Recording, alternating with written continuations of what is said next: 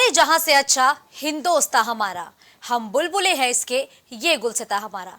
नमस्कार, आप देख रहे हैं प्राइम टीवी के खास पेशकश खबर दोपहर और मैं हूं आपके साथ मुस्कान अजमारी। हमारे सभी दर्शकों को स्वतंत्रता दिवस की हार्दिक शुभकामनाएं। खबर दोपहर में आज हम बात करेंगे प्रधानमंत्री नरेंद्र मोदी के उस बयान की जिसको लेकर अब सियासी बयानबाजी तेज हो गई है। दरअसल 77वें स्वतंत्रता दिवस के मौके पर पीएम मोदी ने लाल किले के प्राचीर से 10वीं बार देश भर को संबोधित किया और 11वें बार भी ध्वजारोहण करने का दावा किया है। 90 मिनट के संबोधन में सरकार के 10 सालों का हिसाब किताब दिया गया और आगामी 5 साल की प्लानिंग क्या है ये भी बताई गई। मणिपुर हिंसा, प्राकृतिक आपदा पर पीएम ने लाल किले के प्राचीर से बड़ी बातें कही हैं। इस दौरान पीएम के संबोधन की बड़ी बातें क्या रही वो आपको सुनाते हैं। विशेषकर मणिपुर में और हिंदुस्तान के भी अन्य कुछ भागों में, लेकिन विशेषकर मणिपुर में जो हिंसा का दौर चला, कई लोगों को अपना जीवन खोना पड़ा, मां बेटियों के सम्मान के साथ खिलवाड़ हुआ। लेकिन कुछ दिनों से लगातार शांति की खबरें आ रही हैं।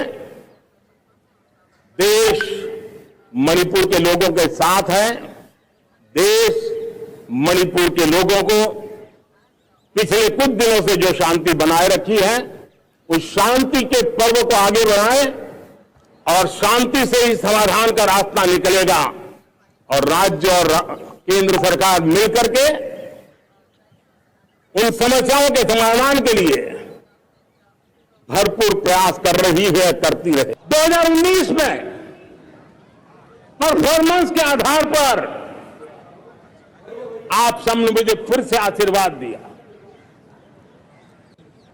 परिवर्तन का वादा मुझे ले आया, परफॉर्मेंस मुझे दोबारा ले आया और आने वाले 5 साल अभूतपूर्व विकास के हैं। 2047 के सपने को साकार करने का सबसे बड़ा स्वर्णिम पल आने वाले 5 साल है। और अगली बार 15 अगस्त को इसी लाल किले से मैं आपको देश की उपलब्धियां, आपके सामर्थ्य, आपके संकल्प, उसमें हुई प्रगति, उसकी जो सफलता है, उसके गौरवगान, उससे भी अधिक आत्मविश्वास के सामने आपके सामने मैं प्रस्तुत। तो देखिए, प्रधानमंत्री नरेंद्र मोदी का ये बयान आपने सुना। लाल किले के प्राचीर से प्रधानमंत्री मोदी ने कहा कि देश लगातार विकास की राह पर अग्रसर है और आज के हमारे लिए हुए फैसले आगामी 100 सालों में भारत की तरक्की क्या होगी, भारत का विकास कैसे होगा, इसका रोड मैप भी तैयार करेगा। वहीं मणिपुर हिंसा पर पीएम मोदी ने कहा कि मणिपुर हिंसा में जो भी घटनाएं घटित हुई है उन सभी के साथ आज पूरा देश खड़ा है। तो वहीं पीएम मोदी ने कहा कि 2014 के वक्त जब मैं यहां से यानी कि लाल किले के प्राचीर से देश को संबोधित कर रहा था तो उस वक्त भारत की अर्थव्यवस्था 10वें पायदान पे थी और अब भारत की अर्थव्यवस्था 5वीं बड़ी अर्थव्यवस्था बनकर उभरी है। और अगर भारत ऐसे ही विकास की राह पर चलता रहा तो आगे आने वाले कुछ सालों में भारत दुनिया की 3री बड़ी अर्थव्यवस्था बन जाएगा। लाल किले के प्राचीर से पीएम मोदी ने तमाम बयान दिए। तो वहीं अब इस बयान पर सियासी माहौल गर्म हो गया है क्योंकि लाल किले के प्राचीर में प्रधानमंत्री मोदी का संबोधन तो जारी था, लेकिन एक सीट वहां पर ऐसी रिक्त थी जिस पर पूरे देश की निगाह आगे टिक गई। दरअसल मल्लिकार्जुन खड़गे इस पूरे कार्यक्रम में शामिल नहीं हुए और इसी सवाल को लेकर के सत्ता पक्ष लगातार विपक्षी दलों पर आज के दिन भी हमलावर नजर आया। बीते दिनों तो लगातार हर एक पार्टी की तरफ से यह कहा जा रहा था कि यह अखंडता, संप्रभुता का पर्व है, इस पर राजनीति ना की जाए। लेकिन जैसे जैसे 15 अगस्त की शुरुआत हुई, दिन चढ़ता गया तो सियासी बयानबाजी भी इस मौके पर तेज हो गई। आरोप प्रत्यारोप का दौर जारी रहा, जहां एक तरफ भारतीय जनता पार्टी की तरफ से विभाजन के लिए कांग्रेस को जिम्मेदार ठहराया गया तो कांग्रेस ने भी हमलावर होते हुए कहा कि अगर हमें संविधान को बचाना है तो अब देश को एकजुट होकर एनडीए को सत्ता से हटाना पड़ेगा। तो उसी लाल किले के प्राचीर से पीएम मोदी ने कहा कि लगातार जनता का समर्थन एनडीए के साथ है और अगले साल जब 11वीं बार वो देश को संबोधित करेंगे तो लाल किले के प्राचीर से ही संबोधित करेंगे। तो यानी कि इस बयान से अब ये अटकलें लगाई जा रही है कि प्रधानमंत्री मोदी ने लाल किले के प्राचीर से चुनाव जीतने का दावा किया है।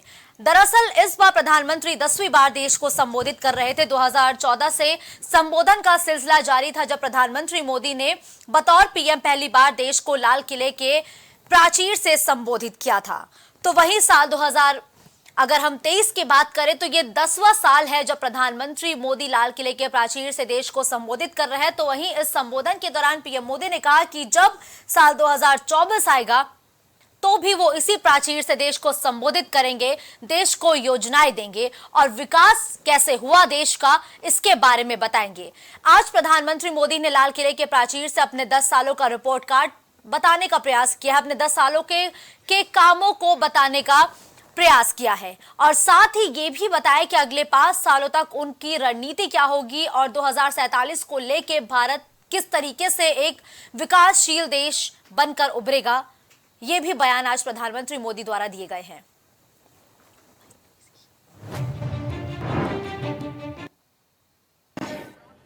विशेषकर मणिपुर में और हिंदुस्तान के भी अन्य कुछ भागों में, लेकिन विशेषकर मणिपुर में जो हिंसा का दौर चला, कई लोगों को अपना जीवन खोना पड़ा, मां बेटियों के सम्मान के साथ खिलवाड़ हुआ।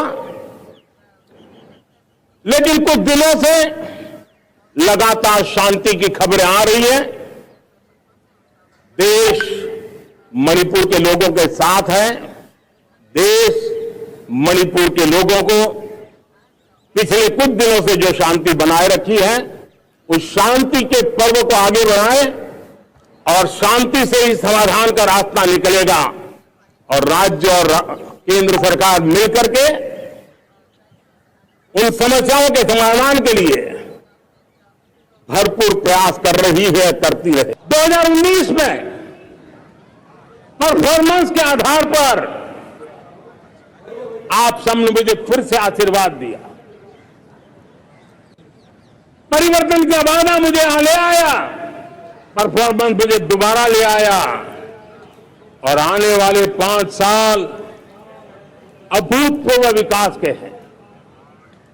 2047 के सपने को साकार करने का सबसे बड़ा स्वर्णिम पल आने वाले 5 साल है और अगली बार 15 अगस्त को इसी लाल किले से मैं आपको देश की उपलब्धियां, आपके सामर्थ्य, आपके संकल्प, उसमें हुई प्रगति, उसकी जो सफलता है, उसके गौरवगान, उससे भी अधिक आत्मविश्वास के सामने आपके सामने मैं प्रस्तुत। तो लाल किले के प्राचीर से प्रधानमंत्री नरेंद्र मोदी का संबोधन तकरीबन 90 मिनट तक चला और इस 90 मिनट के दौरान 10 सालों का हिसाब किताब देते हुए प्रधानमंत्री मोदी नजर आए। 5 सालों की रणनीति क्या है, 5 सालों के ख्वाब क्या है, सपने क्या है, इसको बताते हुए भी नजर आए। साथ ही 1000 साल की बुनियाद कैसे आज के फैसले रखेंगे, इसका भी जिक्र करते हुए पीएम मोदी नजर आए। तो वहीं मणिपुर हिंसा पर भी प्रधानमंत्री नरेंद्र मोदी ने लाल किले के प्राचीर से संबोधित करते हुए कहा कि मणिपुर में जो भी घटनाएं घटित हो रही हैं, पूरा देश मणिपुर के हर एक नागरिक के साथ है और केंद्र और राज्य सरकार की मदद से वहां पर शांति व्यवस्था स्थापित की जा रही है और अगले कुछ दिनों में मणिपुर में शांति स्थापित हो जाएगी। तो 90 मिनट की स्पीच, 10 साल का हिसाब, 5 साल के ख्वाब और 1000 साल की बुनियाद, इसके मायने क्या है और क्या 2024 को लेकर प्रधानमंत्री मोदी ने लाल किले के प्राचीर से विपक्षियों को कड़ा जवाब दिया है। आज इन्हीं सब मसलों पर चर्चा के लिए हमारे साथ भारतीय जनता पार्टी से वीरेंद्र मिश्रा जुड़ चुके हैं। समाजवादी पार्टी की तरफ से नितेंद्र यादव इस वक्त अपना पक्ष रखेंगे। तो वही बतौर इतिहासकार हमारे साथ नवनीत जुड़ चुके हैं। चर्चा की शुरुआत सबसे पहले होगी देवेंद्र मिश्रा जी से।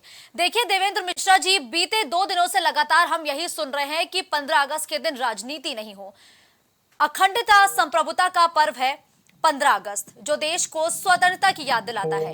लेकिन लाल किले के प्राचीर से पीएम मोदी ने अपने संबोधन में भ्रष्टाचार का जिक्र किया।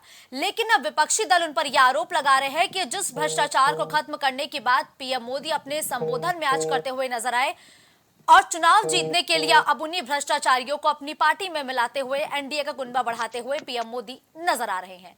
तो लाल किले से आखिर ऐसा झूठ क्यों बोला गया है?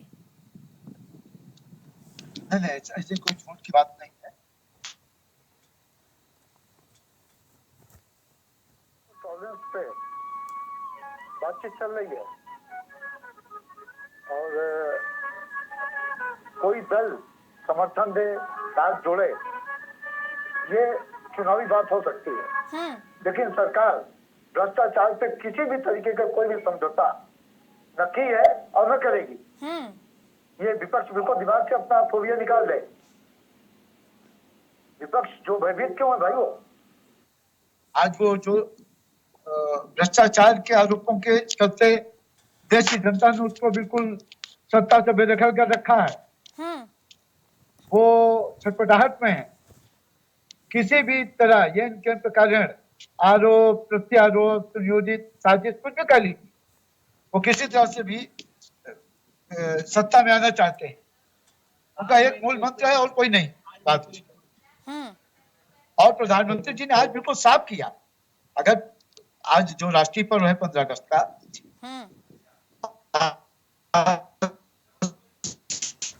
ठीक है, मैं अपनी टीम से बोलूंगी वीरेंद्र मिश्रा जी की आवाज को ठीक किया जाए। रुक करते हैं सीधा नितेंद्र यादव जी के। तो देखिए नितेंद्र जी, आज लाल किले के प्राचीर से प्रधानमंत्री मोदी ने 10वीं बार देश को संबोधित किया। लाल किले की बात करें तो ये राष्ट्रवाद का प्रतीक है। लाल किले अपने आप में इतना इतिहास उसमें समाहित है कि यहां पर भी अब राजनीति देखने को मिली।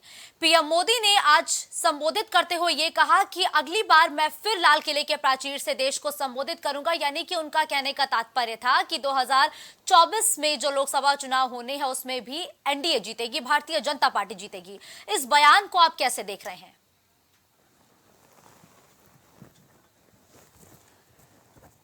आपके चैनल के माध्यम से और आप सबको स्वतंत्रता दिवस की बहुत बहुत शुभकामनाएं देता हूं। साथ ही आज का जो प्रधानमंत्री जी का भाषण रहा, वो देश के प्रधानमंत्री के रूप में नहीं बल्कि एक व्यक्ति नरेंद्र मोदी के रूप में रहा। ये आज का पूरा भाषण एक व्यक्तिवाचक के तरीके से इन्होंने पढ़ा, जबकि सरकार व्यक्तिवाचक नहीं समूहवाचक संज्ञा है। सरकार एक व्यक्ति नहीं होता है, सरकार के साथ पूरे कैबिनेट होती है, पूरे सेक्रेटरी होते हैं, तमाम सारे अधिकारी और पूरा देश होता है और सबके मिल करके सहयोग से काम होता है। लेकिन आज के पूरे 90 मिनट के भाषण में माननीय प्रधानमंत्री जी ने एक भी बार ये नहीं कहा कि हमारी सरकार ने, देश की सरकार ने या देश ने कुछ किया है।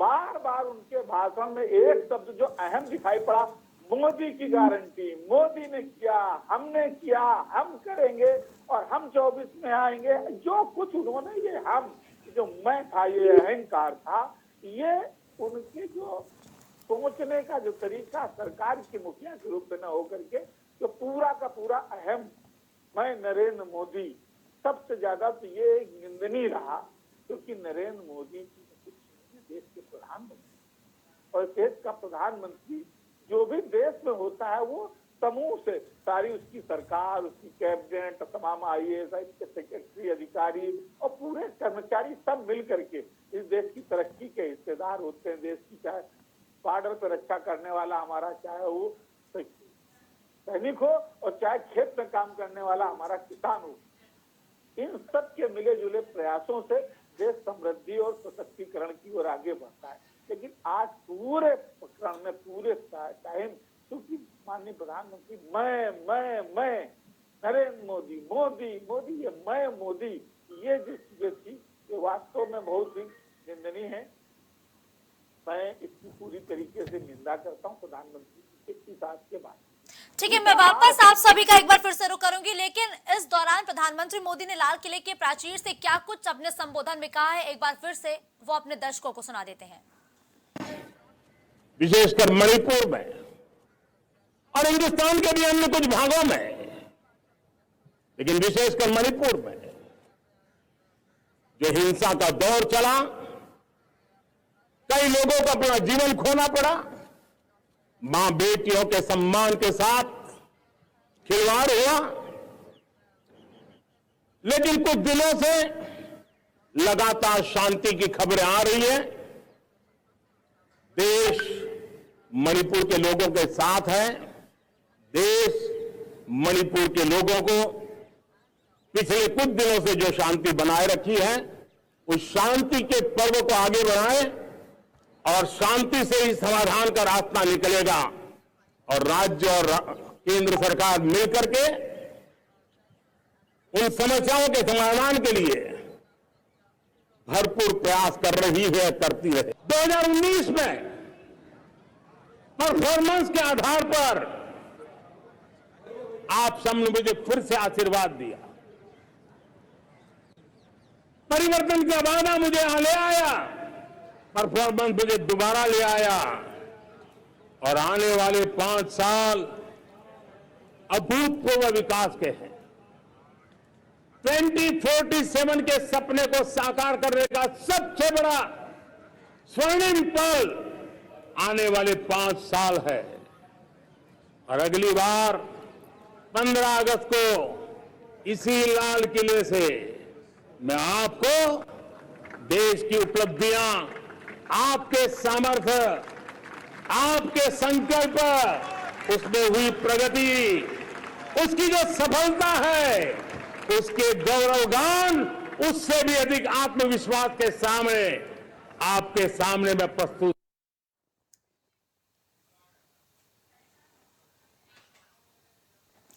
तो एक बार फिर से रुक करते हैं हमारे मेहमानों का, जो इस खास चर्चा में हमारे साथ लगातार बने हुए थे। तो देखिए, नवनीत जी बतौर इतिहासकार इस वक्त हमारे साथ मौजूद है, तो अब सीधा उनका रुख करते हैं। देखिए नवनीत जी, इन 76 सालों में भारत बदला है, भारत का विकास हुआ है, भारत में नई सड़कें आई हैं, रोजगार मिला है, जो साक्षरता दर थी वो बढ़ा है।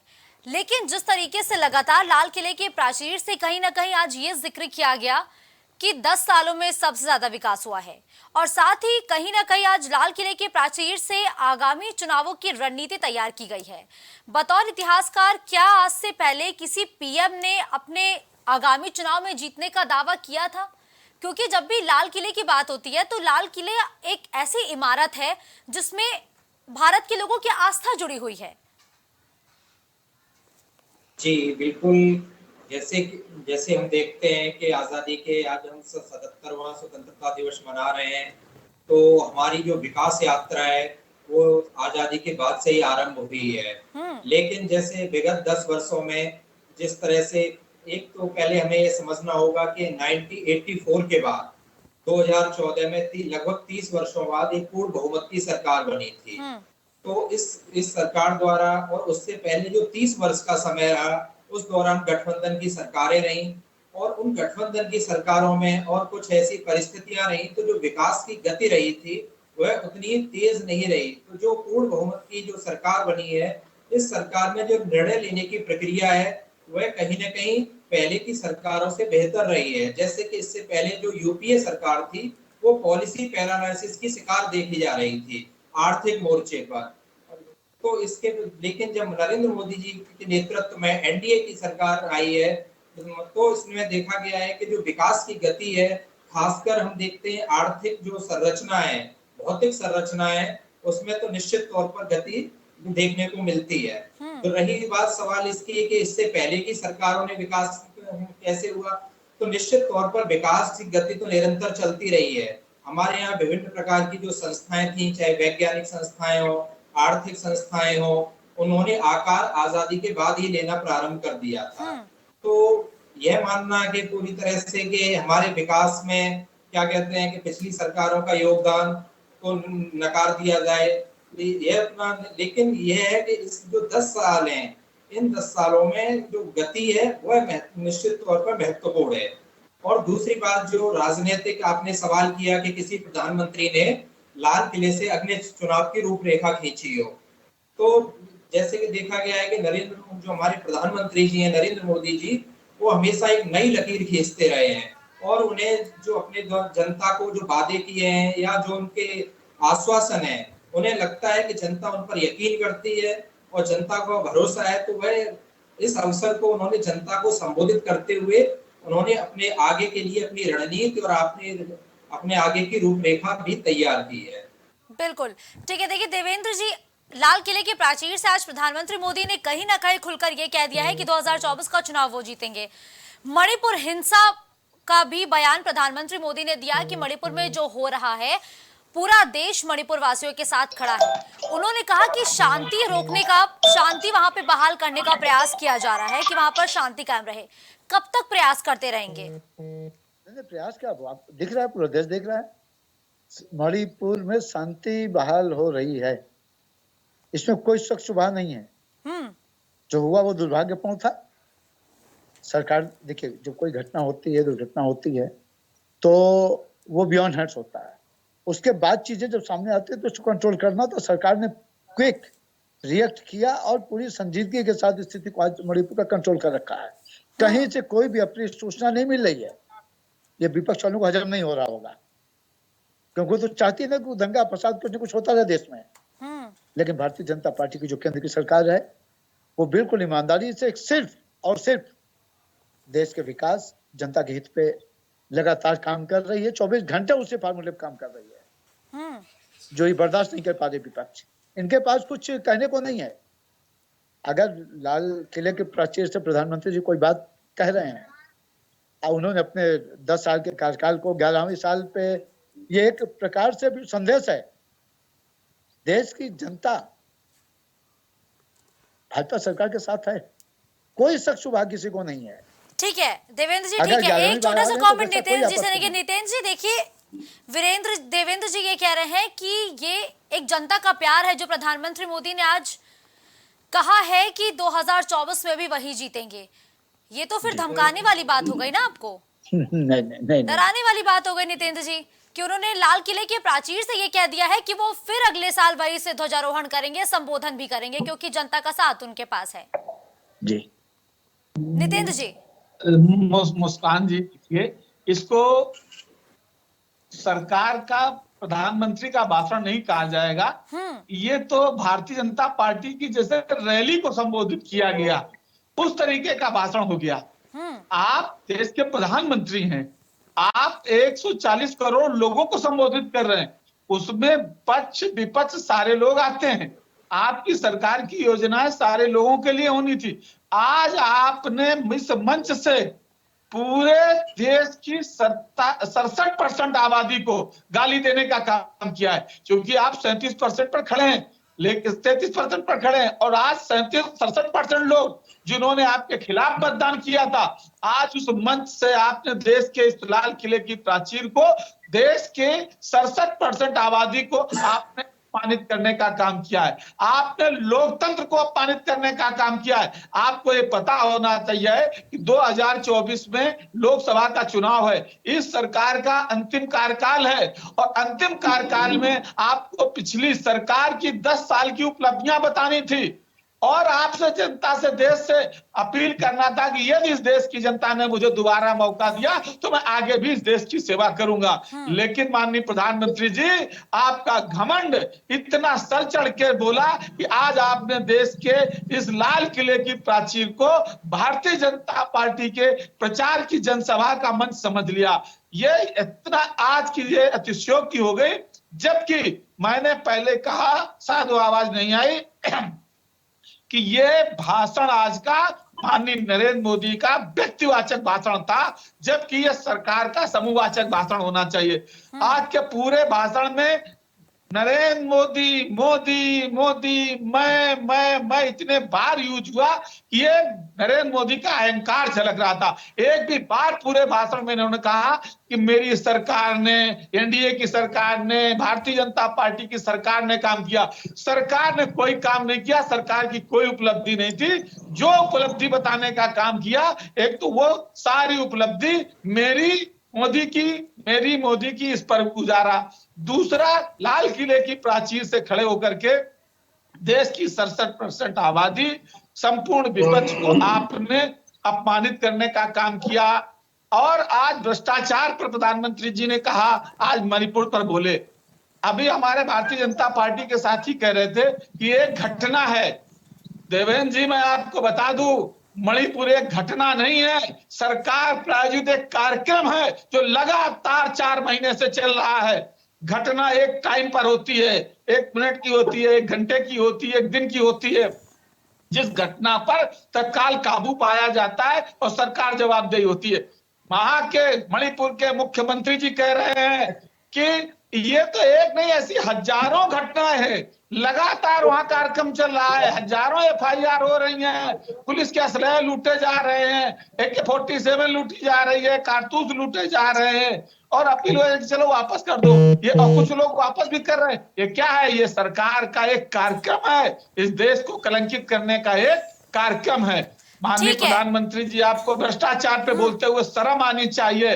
अभी आपका द्वारका एक्सप्रेसवे का घोटाला सामने आया है कि द्वारका एक्सप्रेसवे का एक घोटाला है जो दिल्ली से गुड़गांव तक की एक सड़क है, इसको द्वारका एक्सप्रेसवे कहा गया है। द्वारका एक्सप्रेसवे की एक सड़क की 1 किलोमीटर की जो कीमत तय की गई थी वो थी 18 करोड़ रुपए प्रति किलोमीटर, जिसको आपने अपने मित्र को फायदा पहुंचाने के लिए उस 1 किलोमीटर की कीमत बढ़ा करके 250 करोड़ कर दिया। कितना गुना! ये इससे बड़ा कोई घोटाला हो सकता है? दूसरा एक भारत माला प्रोजेक्ट है। आज प्राचीर, लाल किले की प्राचीर से आपको बोलना चाहिए था उस भारत माला प्रोजेक्ट के बारे में, जिसकी प्रति किलोमीटर सड़क का एक पैमाना था 15 करोड़ प्रति किलोमीटर के हिसाब से सड़क का।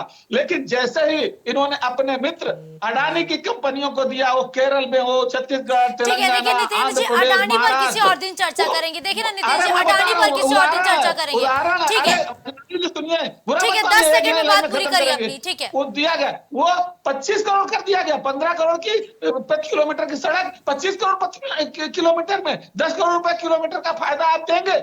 खुलेआम धांधली, कैग की रिपोर्ट, आप आयुष्मान भारत योजना का खुलेआम खुलासा, क्या भ्रष्टाचार पर बात करोगे?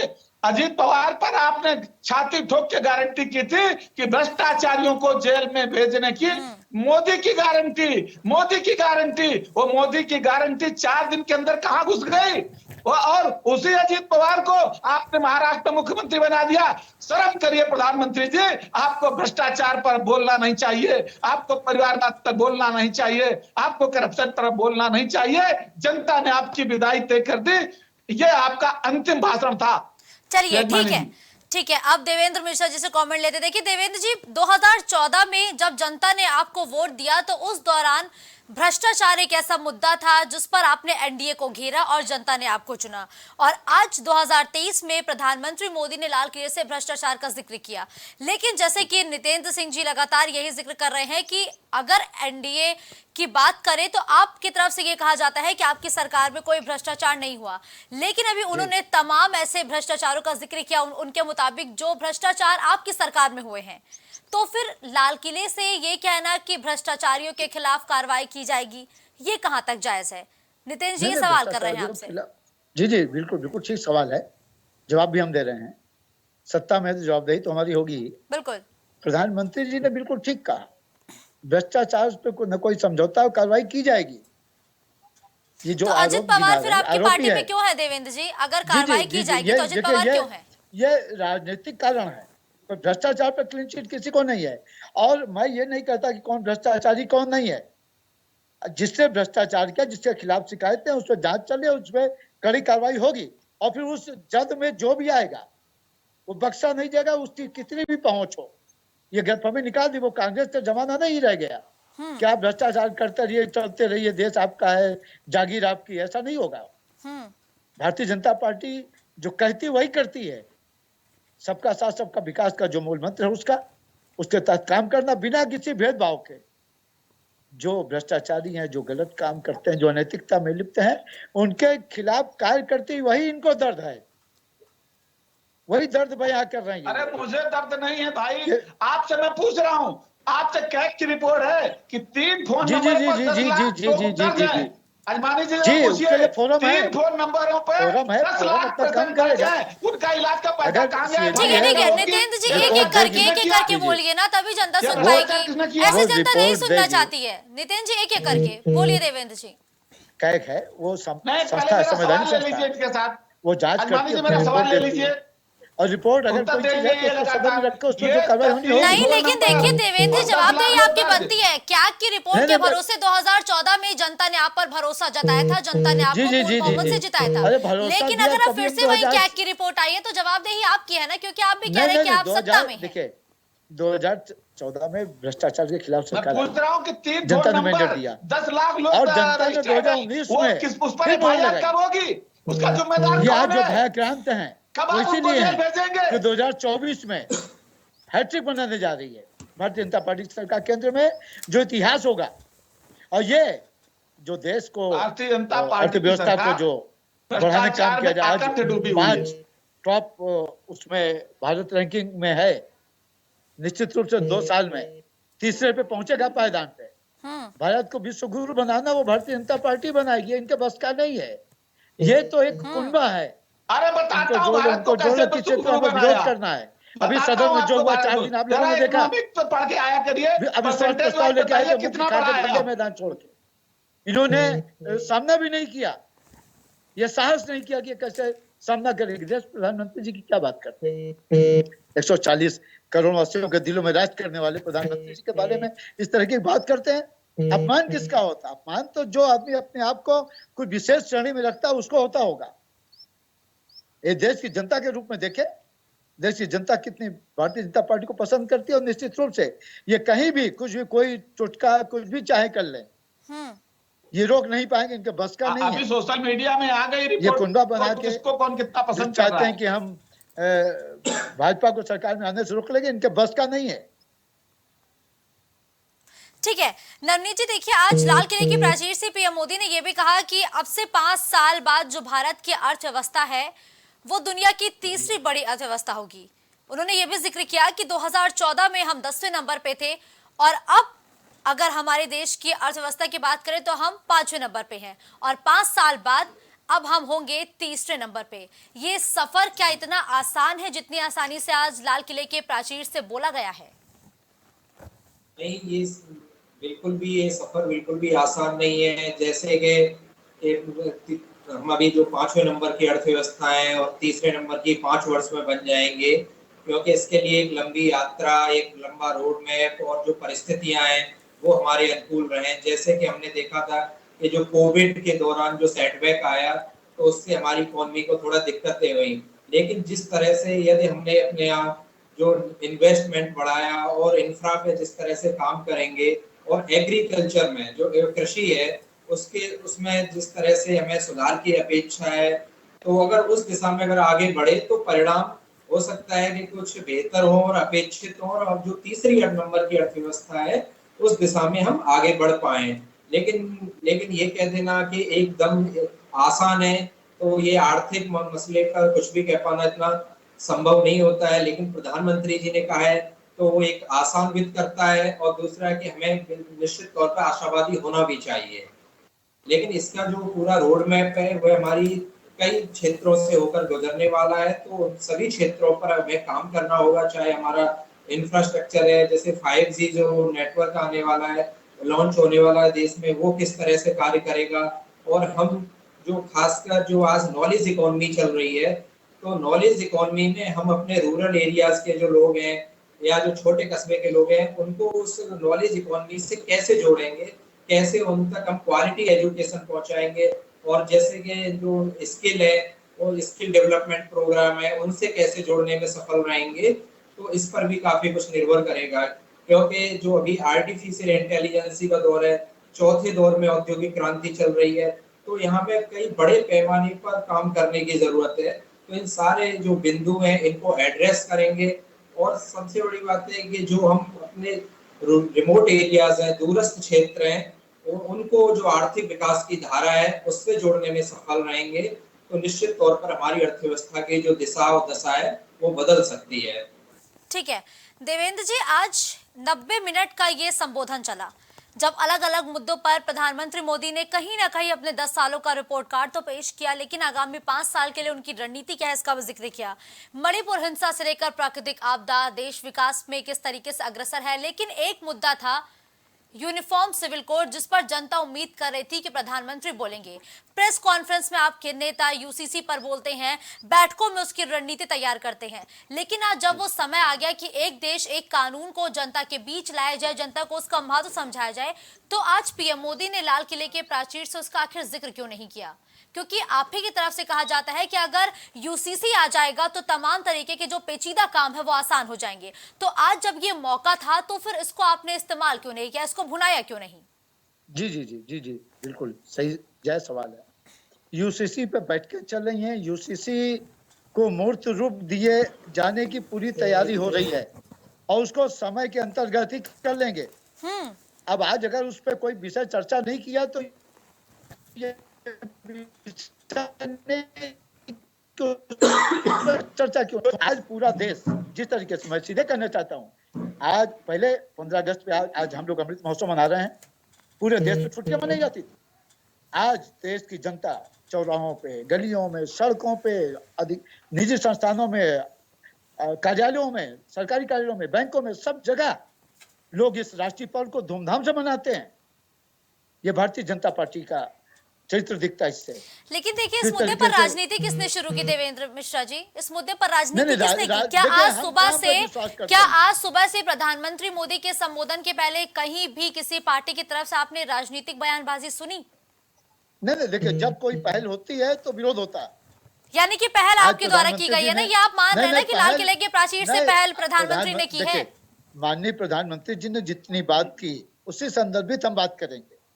जो नहीं कहे उस पर हम अभी कोई बात नहीं करेंगे। थोड़ा यूसीसी पे थोड़ा सा वेट करें, बहुत ही अर्थपूर्ण समाधान निकलने जा रहा है। कब तक समाधान आएगा? पूरी गंभीरता से। अब देवेंद्र जी, कब तक समाधान आ जाएगा? जी जी, उसके लिए कोई बाउंड्री वाल नहीं है, टाइम लिमिट है कि हमने कह रखा 3 महीने 6 महीने सब हम कर देंगे, लेकिन ये तय है कि हम इसको जल्द ही जनता के सामने रखेंगे। 24 के चुनाव से पहले रख देंगे क्या? विश्वास रखें जी, उम्मीद करते हैं। उम्मीद करते हैं कि दावा करते हैं देवेंद्र जी? नहीं, दावा प्रधानमंत्री, देखिए, देश के प्रधानमंत्री जी एक संवैधानिक पद पे बहुत ही गंभीर व्यक्ति, अगर वो कोई बात कहते हैं तो उसको पूरी देश गंभीरता सुनती है। ये विपक्ष सुने न सुनिए, इस पर मैं बहुत ज्यादा टिप्पणी नहीं करने को तैयार, क्योंकि विपक्ष का धर्म अपना काम करे। हम सरकार में हमारी जो जिम्मेदारी है, जो जवाबदेही है, वो हम कर रहे हैं। हम उससे बात करेंगे और हम अपना काम करेंगे। इन्हें जो आरोप लगाते रहे।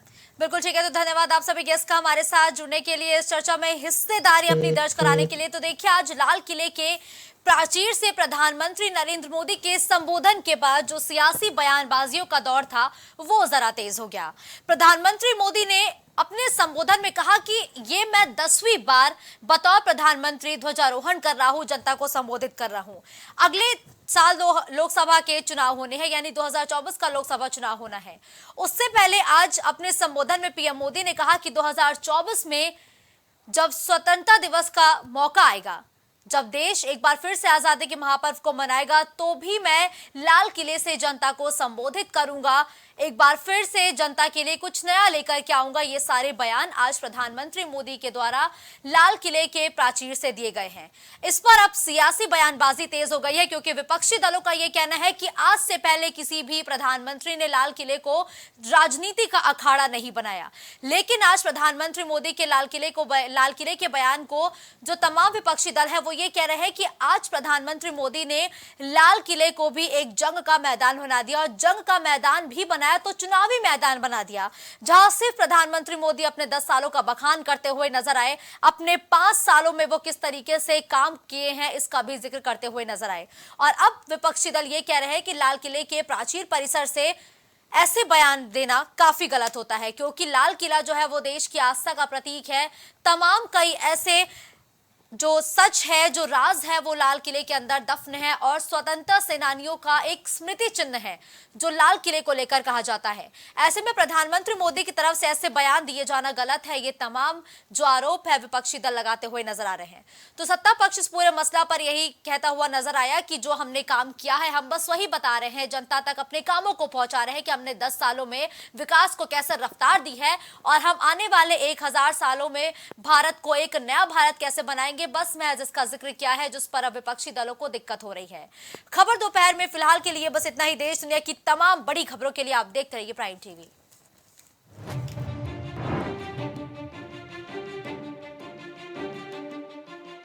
है।